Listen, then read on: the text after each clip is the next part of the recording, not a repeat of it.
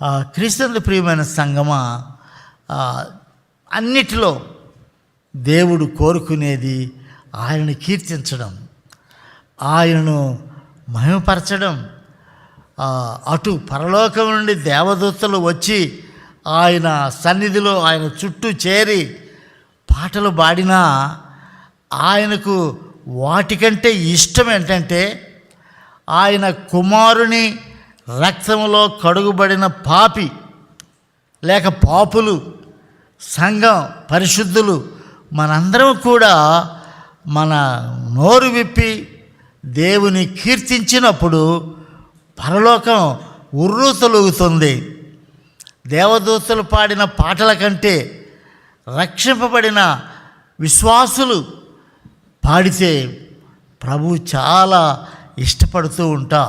ఆయన చెవుబెట్టి అందరినీ చూస్తాడు.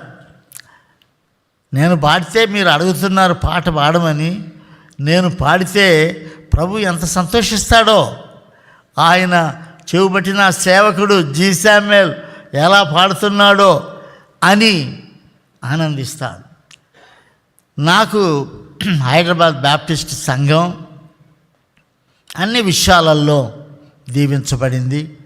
సకల ప్రాణులు యెహోవాను స్తుతించుదురుగాక, యెహోవాను స్తుతించుడి. ప్రాణము కలిగిన ప్రతి వ్యక్తి దేవుని స్తుతించాల, ఆయన నామ సంకీర్తనం చేయాల, దేవుని ఘనపరచాల.